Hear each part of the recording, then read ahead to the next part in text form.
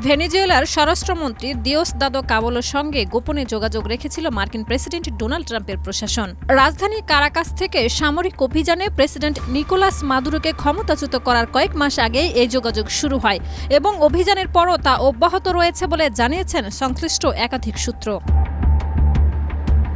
৬২ বছর বয়সী কাবেলো ভেনেজুয়েলার অন্যতম ক্ষমতাধর ব্যক্তি। তাঁর নিয়ন্ত্রণে রয়েছে গোয়েন্দা সংস্থা, পুলিশ ও সশস্ত্র বাহিনী।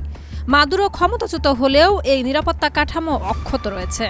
সূত্রগুলো জানায়, মার্কিন কর্মকর্তারা কাবেলোকে বিরোধীদের বিরুদ্ধে দমন-পীড়ন না চালানোর বিষয়ে সতর্ক করেছিলেন।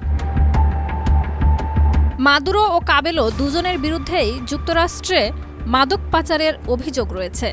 তবে সামরিক অভিযানে মাদুরো ও তার স্ত্রী আটক হয়ে বর্তমানে নিউ ইয়র্কের একটি আটক কেন্দ্রে থাকলেও কাবেলো মুক্ত রয়েছেন। অভিযানের আগে ও পরে তার উপর আরোপিত মার্কিন নিষেধাজ্ঞা নিয়েও আলোচনা করেছে ট্রাম্প প্রশাসন। এই গোপন যোগাযোগকে ভেনেজুয়েলার অভ্যন্তরীণ স্থিতিশীলতা বজায় রাখার কৌশল হিসেবে দেখছে ওয়াশিংটন। মার্কিন কর্মকর্তাদের আশঙ্কা, কাবেলো তার নিয়ন্ত্রণাধীন বাহিনী ব্যবহার করলে দেশটি বড় ধরনের বিশৃঙ্খলায় পড়তে পারে এবং অন্তর্বর্তী প্রেসিডেন্ট দেলসি রদ্রিগেজের ক্ষমতা ঝুঁকিতে পড়বে।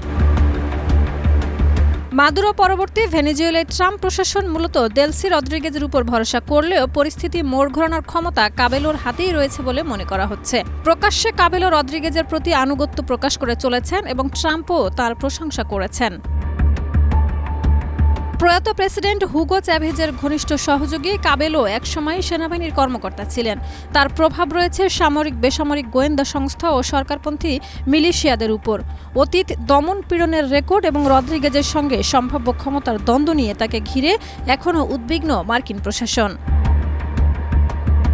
শাহিদা রুবি, মাই টিভি।